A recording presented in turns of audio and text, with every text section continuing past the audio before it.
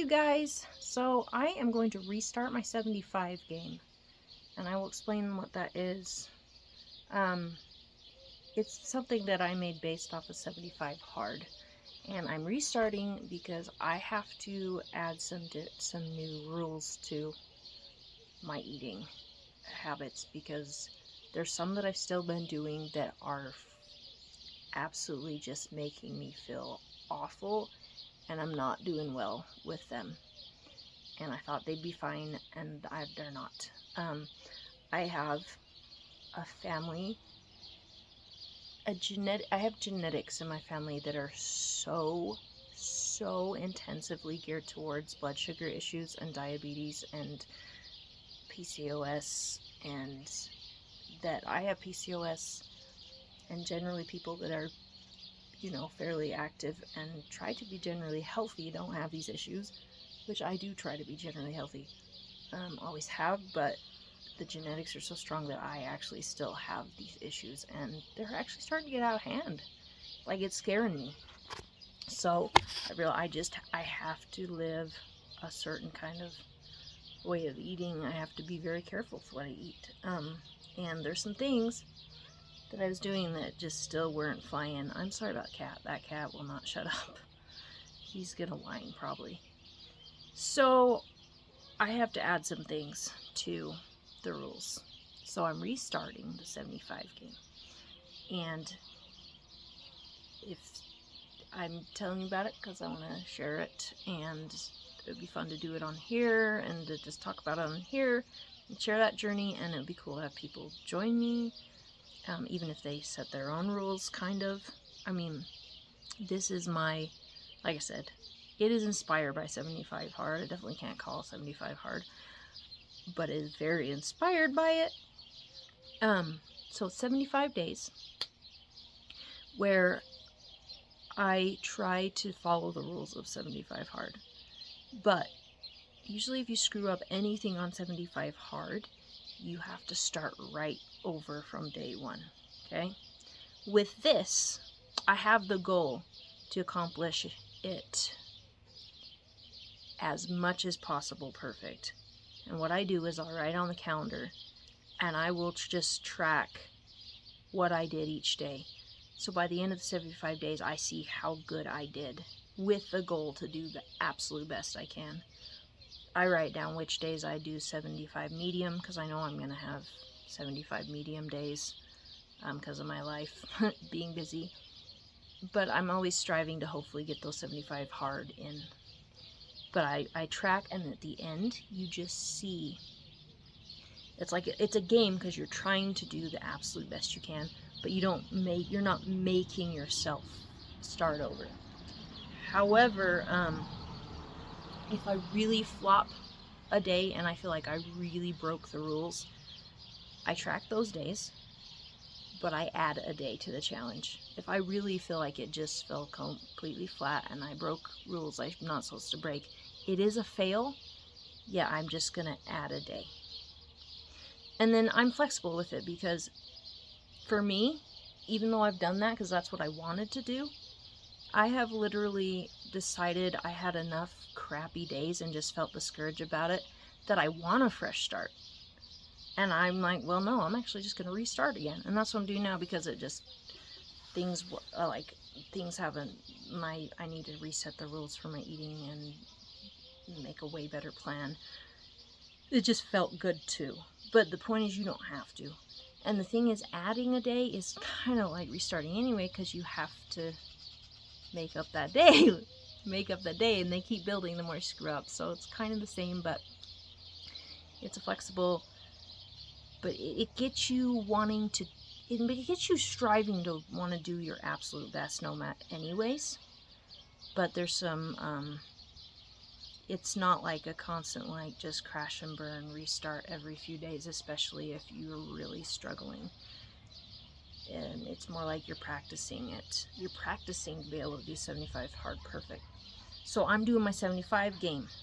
And my food, artificial sweeteners are wrecking my health. I'm having problems from them really bad. And I'm eating too much I need to do like a ketovore. Ketovore is basically keto, but it's quite close to carnivore. Um, closer to carnivore kind of keto. It's very low. It's very low carb keto, and I do this also because of my mental health. I have mental health struggles, and ketones, high ketones, which are hard to get unless you're eating very low carb or working out very hard all the time, are harder to get, but they are better for my mental health, which can get really bad by the way. I have definite struggles, and so this is very it works better for me than any of the medications I've tried, and I've tried a lot. And so so that's what I'm going to do, and I need to do that, and I'm going to do as much carnivore as close to basically carnivore, with just a few plant-based foods that are basically almost the zero carb realm, like chia seeds, flax seeds, some avocado.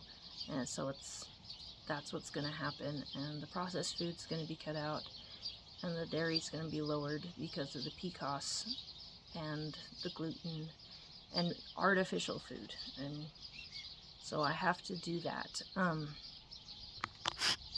And because of I'm finding out really bad insulin resistance. I knew I had some, and so I've got to really change up to and make sure I'm intermittent fasting.